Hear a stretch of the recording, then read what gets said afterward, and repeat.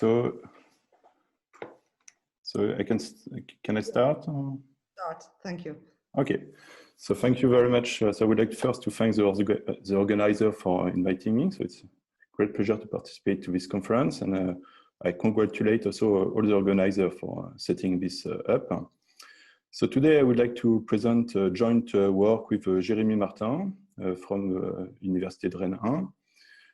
So we will discuss uncertainty principle and some application to null controllability for some evolution equation enjoy some particular smoothing effects.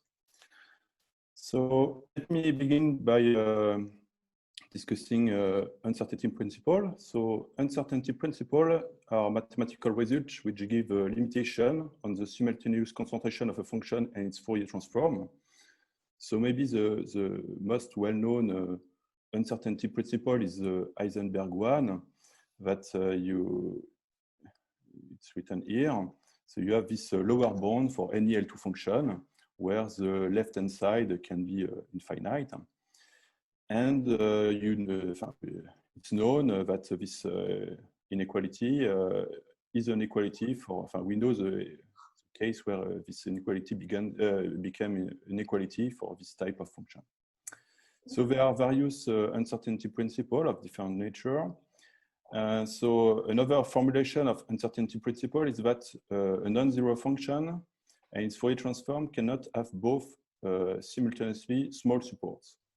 So the first example we can have in mind is the case of a non-zero L2 function whose Fourier transform is compactly supported. So in this case, it's easy to check that this function can extend as an analytic function. And since it's non-zero, it has a discrete zero set, and therefore the support is a full support. So in this case, the fact that the Fourier transform is compactly supported implies that the support of the function is R.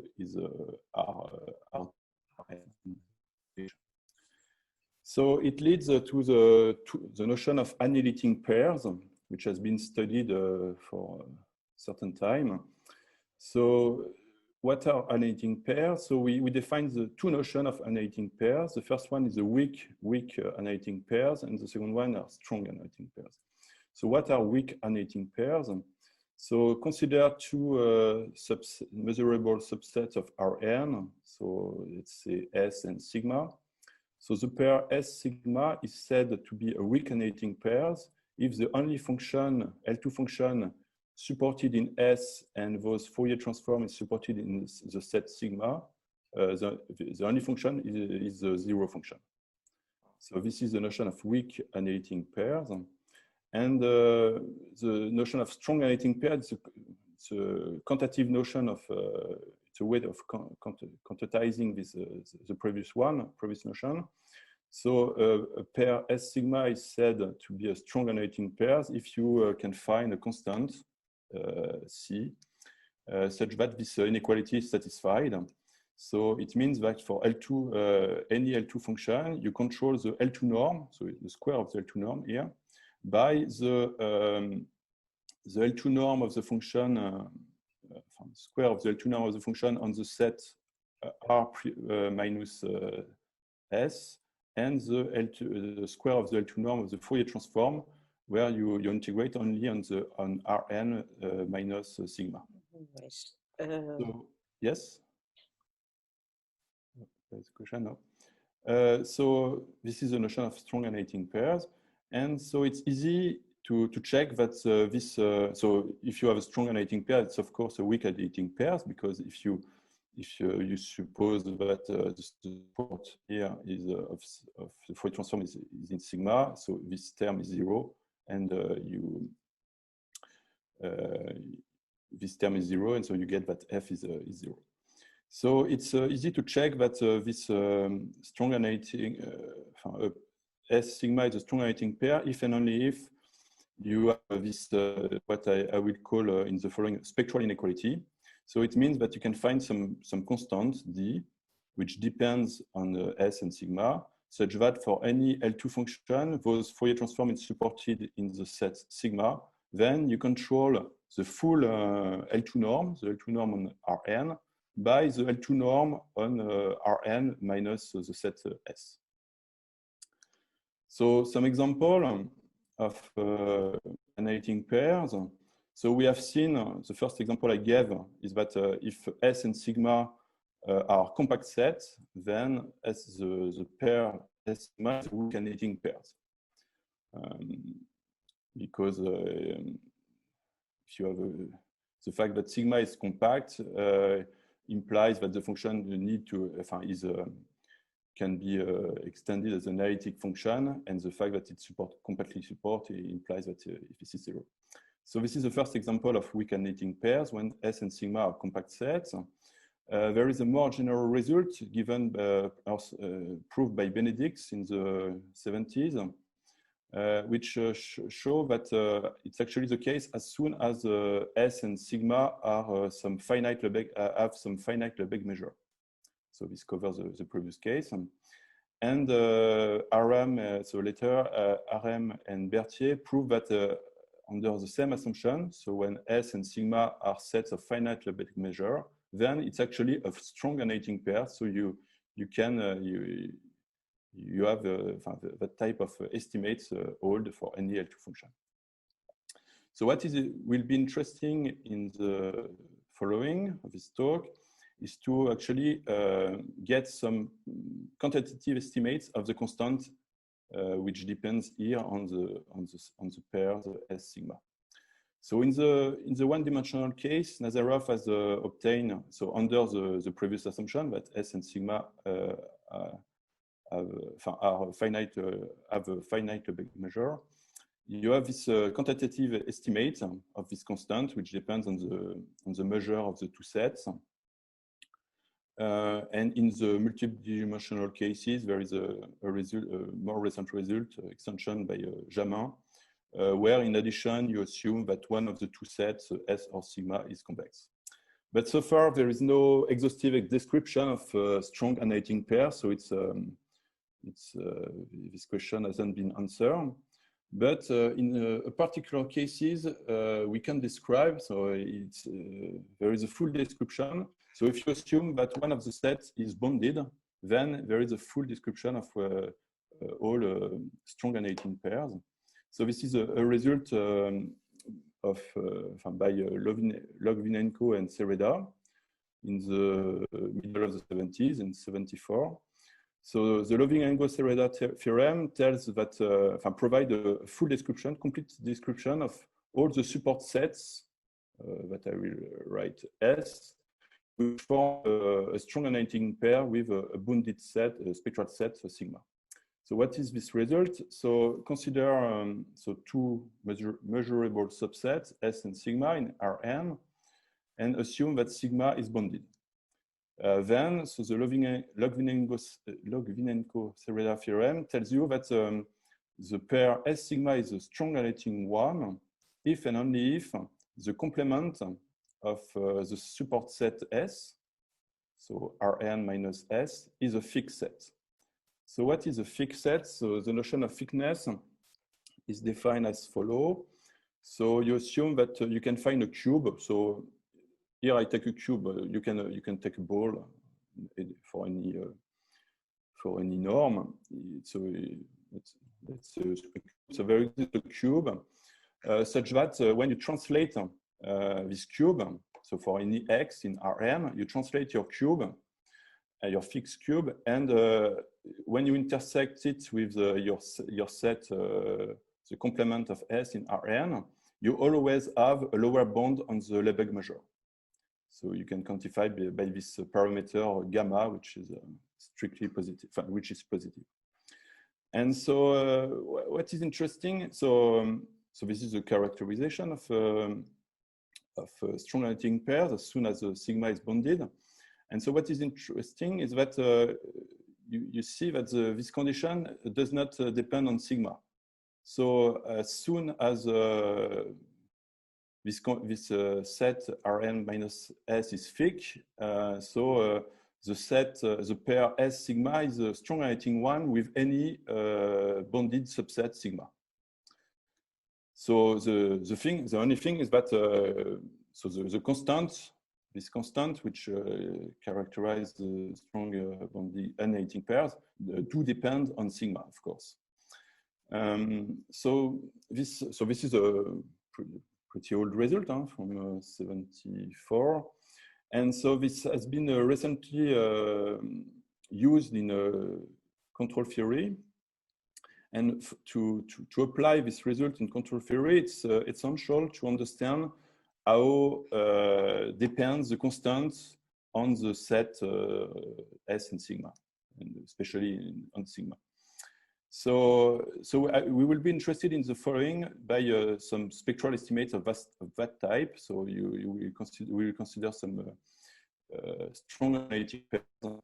And so we will try to understand how depends this constant, how is this constant depending on sigma. So actually, this problem has been solved by Kovrushkin in 2001. So he gave a quantitative version of the Log-Vigenenko-Sereda theorem, which is the following. So I denote S tilde the complement of S. So you assume that S tilde is thick. So you can find some parameter gamma, which is positive and less or equal than 1, and L, a positive parameter, such that when you translate your cube of that type, so for any X, you always have some lower bound on the Lebesgue measure. And so under this assumption on S tilde, so you have this spectral estimates that for any R, any L2 function, those Fourier transform is supported in this cube, minus RR at the power n. Then you control the full L2 norm, the L2 norm on Rn by the L2 norm of the function on S tilde. And the constant here is the following. So Cn is a constant depending only on the dimension. And so the dependence in R is appearing, so is appearing here. So it's an exponential dependence. So thanks to this quantitative version of the Log-Vigenenko-Sereda theorem, so two group of mathematicians, so Egidi, Veselý, Wang, Zhang, and Zhang, independently prove that the heat equation posed on the full Euclidean space is actually null controllable for any positive time from the control set omega, which appear here, if and only if this set is thick. So I will explain how works this proof. So let me recall first the notion of null controllability. So let P be a closed operator generating a strongly continuous semigroup on L2. So you consider this equation, this evolution equation associated to the operator P. You take some data in L2, and you have you search some control function. So you say that this function, this evolution equation, is controllable from the set, the control set omega in time t, if you can find, if for any initial datum in L2 F0, you can find some control function which is supported in the time in 0t and in space in omega, such that the solution is 0 at time t. So this is the notion of null controllability. And so this is this notion, this result about the heat equation is the null controllability of the heat equation. So by some the Hilbert uniqueness method, actually this problem is so you can set a dual problem, and so this null controllability is equivalent to some observability for the adjoint system. So the adjoint system is just that you substitute to P the L2 adjoint of P. So you have no control here, but so this equation is null controllable in time t from omega, if and only if the adjoint system is observable from omega in time t. So what does it mean to be observable? It means that for any initial datum G0, the solution of this adjoint system. So you control the L2 norm at time t by the L2 norm of the solution for any time between 0 and capital T, but where you integrate in space only on omega. So this is what we call observable inequality. So these two problems are equivalent. So how does it work to prove the null controllability of the heat equation? So for the necessity, this is just just a quasi-mode construction. So you just plug Gaussian and you make evolve the heat equation, and you get that the necessity of the thickness condition to get null controllability. About the sufficiency, so this is the easy part. About the sufficiency, so this proof rely on some method which is called the Lebor-Robiano method to get null controllability, which was developed for heat equation, but on the bounded domain. So we have been with Karin Bochard, we have been revisiting this method with Luc Miller also, in 2018. And so we get this abstract result, which is based on the Lebor-Robiano method. So to get a result, so it's a observability result. So what is the setting? So you take omega, an open subset of Rn. You take a control little omega, a measurable subset of capital omega. So you get a family of orthogonal projection on L2 of big omega, strongly continuous contraction semigroup on L2 of big omega. And so you need two ingredients to get some result of observability at time capital T from the control subset little omega. So there is two ingredients. The first one is a spectral inequality. So you need to get that for any L2 function, J, you control the projection of J, the pk J, on all the L2 space, on L2 of big omega, by the norm on the little on the measurable subset. So this is a spectral inequality, and there is a cost for this localization, and there is a growth with respect to the index k. So here it's a growth in exponential k at the power a. So you need this type of ingredient. And the second one, you need to get some dissipation estimates. So it means that your semigroups is smoothing in a certain way. So you need that for all small positive time, this projection 1 minus pk, when you apply your semigroup to the initial data j, this is controlled by something which is decaying exponentially with, so it depends on time. So you have a blow up in small time for sure. And here you have some k at the power a. And so what is important is that here the cost of localization need to be small and the one given by dissipation. So as soon as you have these two ingredients, you get some, so this is an abstract result of observability. You get observability. So to come back to the heat equation, so if you consider the orthogonal projection on the closed subset EK, so you just project on the L2 function, those Fourier transforms are supported in this cube, which depend on K. So to get the two ingredients, so the first one is the dissipation estimate. So it's just by solving the heat equation, you have this Jouvray smoothing effect. And so if the pk are this projection, you will get this type of dissipation with some parameter b, right? So this is a direct by you computing the Fourier transform.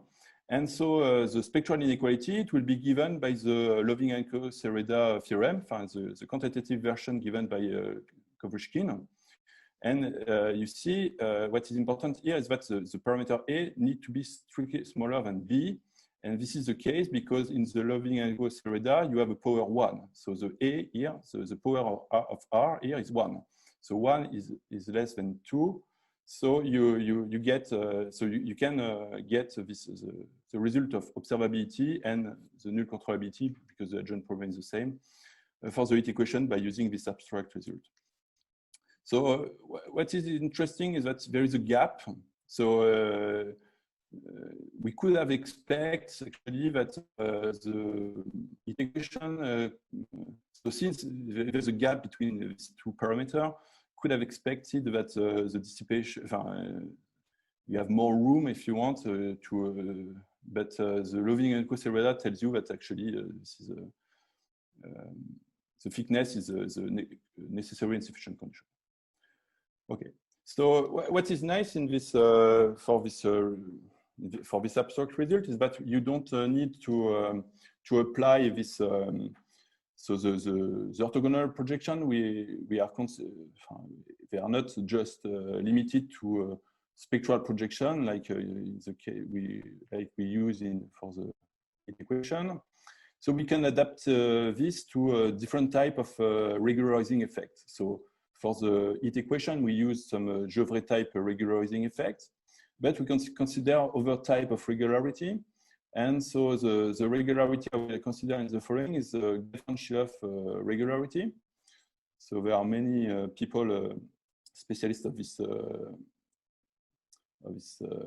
spaces in the audience. So I will go very quickly. So Gelfand-Sheloff spaces. So you have two indices.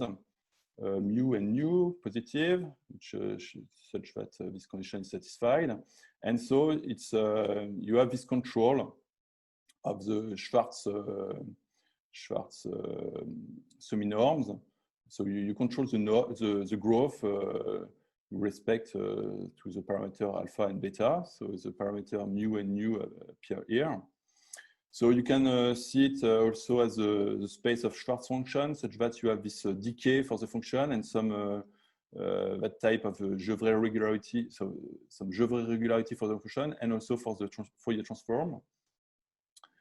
And in the following, I will be interested in the specific case where the two indices, mu and nu, are equal. So we will be interested by symmetric Gelfand-Sheloff spaces. So to satisfy the condition, you need to consider only mu to be greater than 1/2. And so what is nice is that this, in this case, you can characterize this Gelfand-Sheloff regularity by some exponential decay of the Hermite coefficient when you expand your function L2 in the Hermite basis.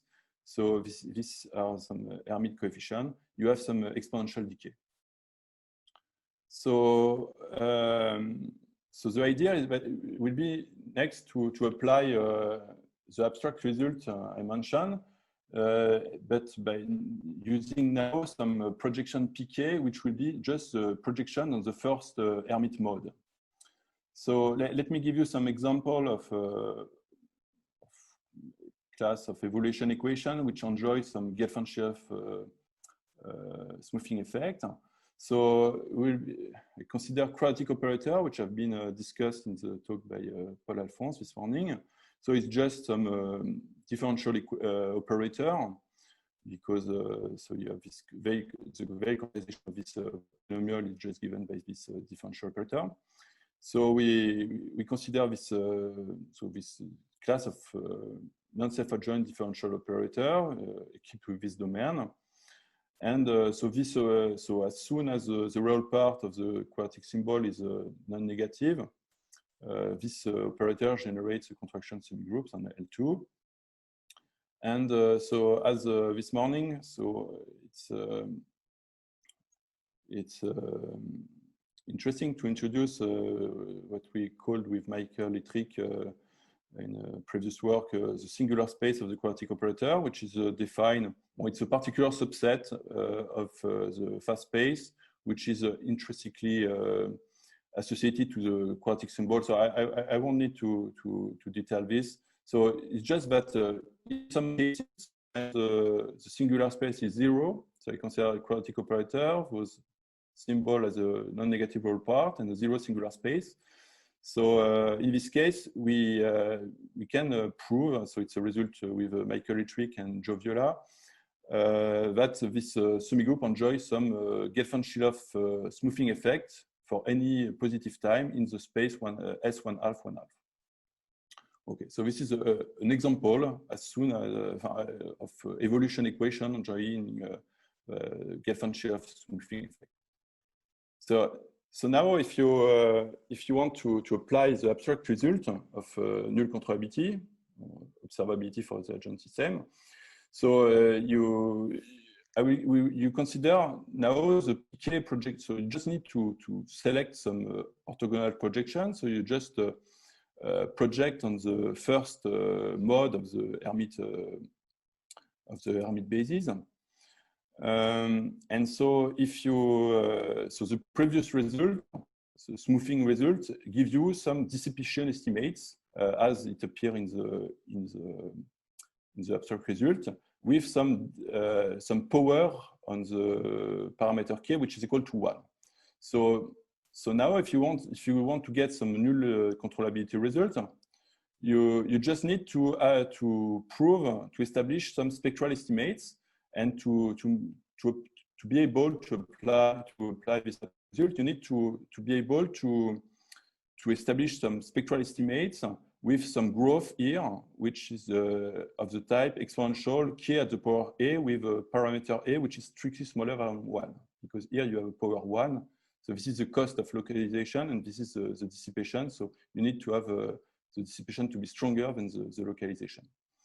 So the natural question now is a bit related to the Loving-Kostereda theorem, is now to consider the Hermite function, consider the linear subspace of the first one with some alpha smaller than n, and to try to establish some spectral estimates of that type. So you want to understand the growth of this constant. So why does it always exist? So it's just that as soon as you take omega, a set of positive measure, so it's easy to check that you have a norm, because you can see different arguments. So in the first case, just that the zero set of a non-zero analytic function is 0. So by equivalence of a norm, you have the existence of such a constant. So the only thing which is not clear is how it depends on n. And depending on the growth, you will be able to say that you can have some result of null controllability or not. So we have studied this growth for different type of subset.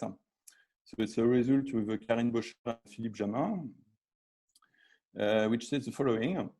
So we first investigated the case where omega is a non-empty open subset. So in this case, you have a growth of type exponential n log n. So this is not enough to get null controllability for the previous classes. But you can get some result of null controllability if you take the evolution equation associated to the fractional harmonic oscillator if the power is strictly greater than 1. So we have a second type here. And so under this condition, you have a growth in exponential n. And if you consider the Fick property, then you get exponential square root of n. So you can get some result of null controllability.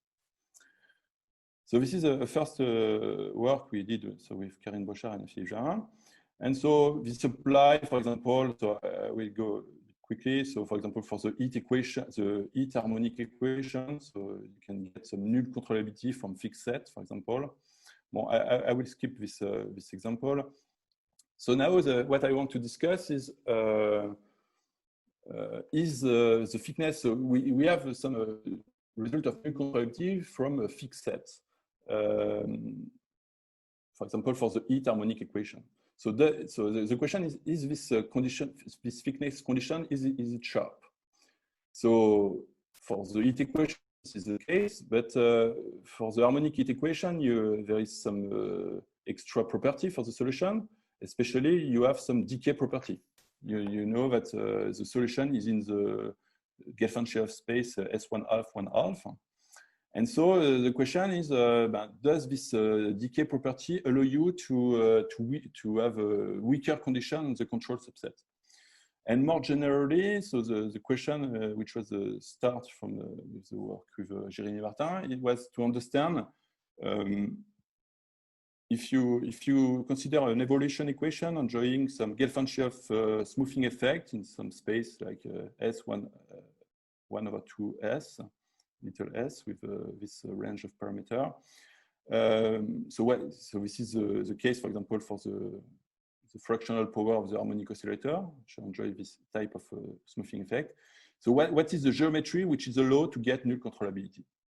So, so the result will say this is some spectral estimates. And so we managed to relax the thickness property. So we establish this type of spectral inequality. So here, the condition on the measurable subset little omega is some weakness, some thickness, but with respect to some density rho, which growth with x. And you have some control, so upper bound of the type x at the power 1 minus epsilon. So, so in this case, we are able to establish this type of spectral inequality where you control all the L2 norm, and the power which appear here is strictly smaller than one. Sorry.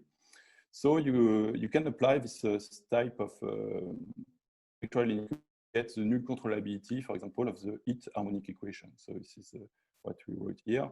So so you can have some old in the control subset, which grow as soon when you go to infinity. So since I'm running out of time, I will stop here. Yeah, thank you. Thank you very much for this very nice talk. Are there any questions or comments? So if I may, I'd like to ask a question. Sure, please. Hi, Karel. Yeah, I'd like to know, so in case this singular space is non-zero, then so maybe also you have to use the results by Paul? Yes. So you have no controllability, I mean. So it's a very interesting question. So, well, the result I mentioned, it was before the work of Paul. So Paul and Joachim Bernier have made a very nice progress because they have relaxed this the assumption on the singular space. So when the singular space is non-zero, you know that you enjoy some partial Gelfand-Cherev smoothing effect, but only in the direction of the orthogonal of S. So that's why when S is equal to 0, it means that you enjoy smoothing effect in all the fast space direction. Yeah. So to get null controllability, so so you need to enjoy regularity. So it depends. If you want to, you will be able to localize only in the direction where you are smoothing. So you can, if S is not, you don't have any assumption on the singular space, you can, it's possible that you don't smooth, there is no smoothing in some direction, and in this case you cannot, you will need to take the full, this full direction in the control subset. I don't know if it's clear. Yeah.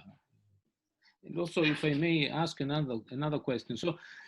So there also could be there's some interest in considering also Sobolev space. I mean, global ones, because in a sense, you see, when you weight the behavior at infinity and on the derivatives, So it's say that you take global Sobolev spaces like the Shubin spaces.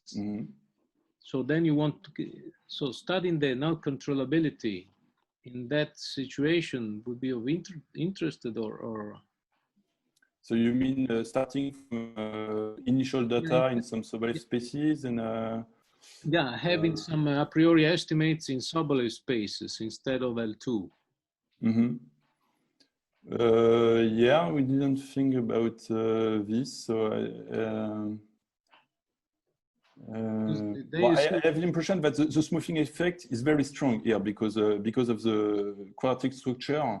As you, so or you don't smooth, or you smooth directly in the Gelfand-Cherev spaces 1/2, 1/2. So it kills. It's very strong. So I don't know. I haven't studied, but I would maybe you will not see that you are working on L2 or on some Sobolev spaces. I don't know. I'm not sure, but it's possible. But the smoothing effect is very strong as soon as it occurs. Very strong. So maybe it's you will have no difference between the L2 case and the Sobolev case. The Sobolev cases. Thank you. Thank you. Any other question? Yes. Carol, so is it does estimates for Hermite functions or? So can you repeat because I didn't hear. Michael, the connection was bad. Could you please repeat? Yeah. Is in the part on the Gelfand-Cherev spaces, those arguments depend heavily estimates for Hermite functions, or Yes. or not necessarily. So you mean to prove this spectral inequality?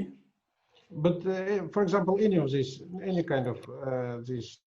Yeah. So you need so to prove this type of inequality, you need to have good understanding of some estimates, Bernstein type estimates, like for the Hermite function. Yes. We really need to have good. So this is the case for Hermite functions. So you can do some very sharp estimates. So this is one thing which is limits us for the moment to some smoothing effect in symmetric Gelfand-Cherev spaces, because we use the fact that this regularity is characterized by some decay in the Hermite bases. So in the non-symmetric cases, you can characterize this non-symmetric Gelfand-Cherev regularity by some decay in other L2, Hilbert bases. But since so for our proof, we really need to have sharp estimates on the Hermite bases, and so this is easy when these are Hermite function, but when it's over eigenfunction, it's not so direct. I would say probably possible, but we haven't done it yet. So yeah, just to say, if you wouldn't know. If you would not have explicit formulas for Hermite functions, then this would be difficult. It's 15 hours. Sorry? So if you wouldn't have explicit formulas for Hermite functions, it would yeah, you need some type of Bernstein estimates. So if you have this, you need to have to keep track on the with respect to the index of the function, of the basis. So it's possible. It's not something which is purely. If you have the good estimates on the eigenfunction, elliptic operator, it's you can perform all the proof. We can discuss. I can tell you what type of estimates which are needed, but it's not specific for a Hermite function. But in the case of Hermite function, it's easy to get. That's what I can say. Mm-hmm. Okay, thank you. It's very interesting. So maybe looking in more detail would be certainly good. But thank you very much again. So we can pass to the next talk. I'm very happy to introduce Professor Alberto Parmegiani from the University of Bologna. And the title of his talk is on the solvability of degenerate PDEs. So please, if you want, you can share your screen.